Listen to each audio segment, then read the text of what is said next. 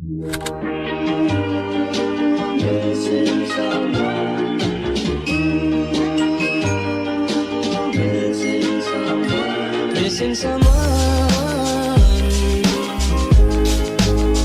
With all your heart. Missing someone. With heart.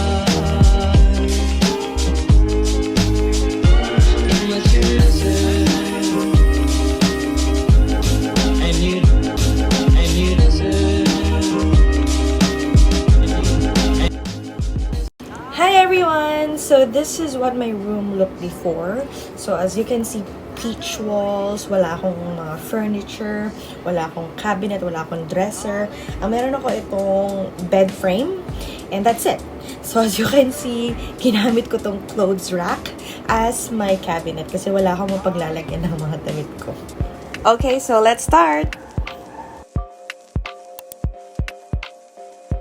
I went ahead to Pinterest, and the first thing I did was I typed in black and white minimalist bedroom.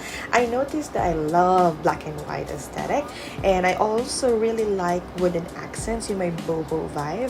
Some greenery thrown around here and there as well, and also rattan accents and gold tones. And pretty much bringing together all those design elements into one Pinterest board, so dun ako humugot na inspiration for my bedroom.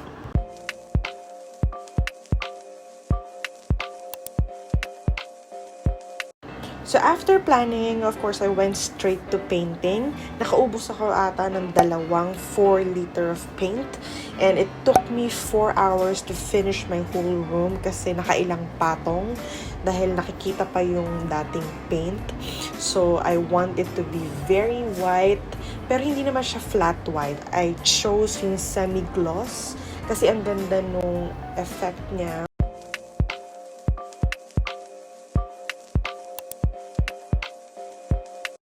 Pagdating naman sa flooring, pinalitan ko rin ng white. I visited Tile Depot. Good thing meron silang white vinyl. Bumili lang din ako ng stickwell. And binaklas ko na lahat ng mga lumang vinyl kasi sira-sira na rin. So I didn't hire anyone to do this for me kasi kayang-kaya naman. Kailangan lang maging patient kasi hindi naman ito quick dry. If you have the time and the resources, you can definitely do it on your own. Tipid hacks na rin yon. And as you can see, I'm doing a great job. So comment down below if you need someone to do your vinyl flooring. Chat! Since matagal nga siya matuyo, what I did is portion by portion muna. Tapos I let it dry overnight. I also started sa gitna kasi yun yung mas madaling part. And then hinuli ko na yung mga corners kasi yun na yung mga portions na kailangan ko nang sukatin and gupitin. And girl, eto na siya!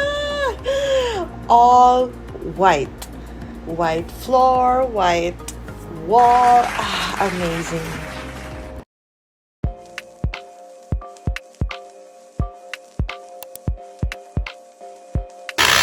Gugulat ka, girl! Pinapil ko yung pag-drill ko, guys. Sorry. So, ito yung palochina na nabili ko. Ang ganda ng quality niya, guys. And makapal siya. So, pwede siyang gawing shelf.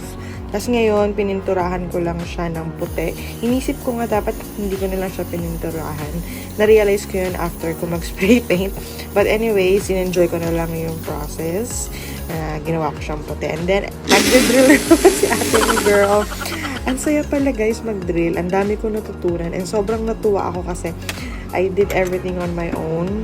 Hindi ako nagbayad ng labor. So, ito, kinakabit ko lang dito yung shelf bracket na nabili ko lang din. Pagkatapos ko mag-measure, I installed the shelves. So, this will be on top of my study table. And, yeah.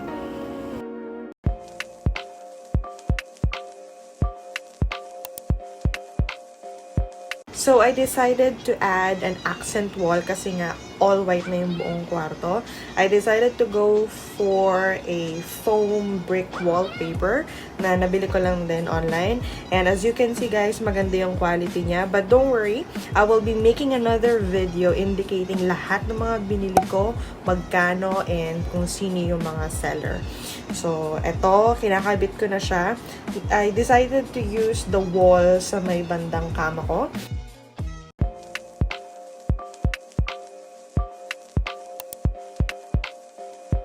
So, furnitures na tayo, guys. So, first up is my study table, which I ordered online, so I had to assemble it on my own. And originally, black siya, which I will be painting into white again. Now, the reason for that is because I would also be using this study table as a shooting table for whenever I need to shoot something. Let's say my planners. So, I will be including this clip that shows how good it is kapag white yung backdrop. Finally, the much awaited furniture is here. So this I ordered as well online kasi ang dami kong pinuntahang mall para makita ko yung mga drawers and cabinets nila pero hindi magaganda yung quality. So I decided to invest talaga yung alam ko na pang matagalan. So this is made out of marine wood.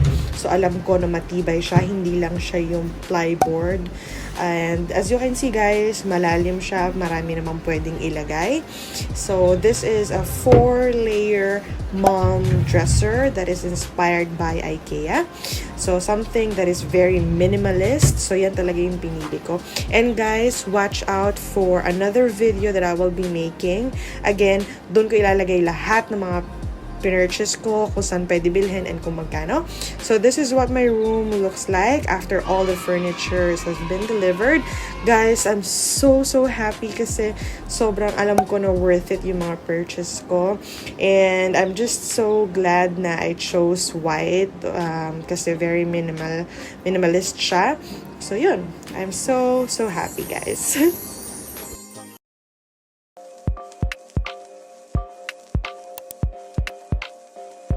Siyempre, hindi rin magpapatalo ang ating decoration. So, pumunta ako ng Farmer's Cubao kasi nandun yung mga murang halaman and mga pots. And ang dami ko rin nabili. Nag-enjoy ako masyado. Kasi gusto ko magkaroon ng urban jungle sa loob ng kwarto. So, pinasok ko tong mga wooden accents. And this is a 𝗩𝗃𝗲𝗃𝗲𝗿𝘃𝗶. So, yan, dinadagdag ko lang yung iba ko pang mga plants. I have a couple of aloe vera. Ito, this is a peace lily. Tapos, meron din akong, itong ilalagay ko, an eyelet. Eyelet yung tawag. So, a little montage. So, ayan. Bacillarius, aloe vera, and air plant yun. So, ito namang shelf ko, wala pa siyang decor, of course. So, ngayon lalagyan na natin. So, I want more greenery. So, dagdagan ko to dito sa may bandang taas para talagang effect. So, this is something that I spray painted. So, this has the gold tones. Ayan. So, maganda lang yung vibe na binibigay niya. And some hard-bound books na I bought from book sale para maganda rin yung effect niya sa buong kwarto. So, I placed that on top of my drawer. Kasi ito naman, yung sa vanity dresser ko, I placed yung Palo Santo ko and yung sage. And itong mga essential oil blends ko, of course. So, ayan.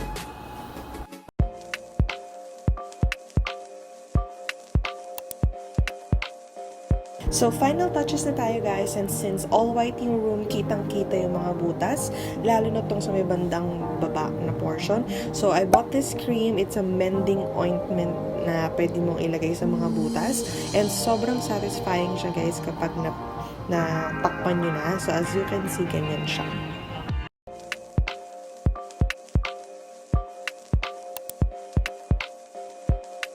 Here's the reveal, you guys. Enjoy!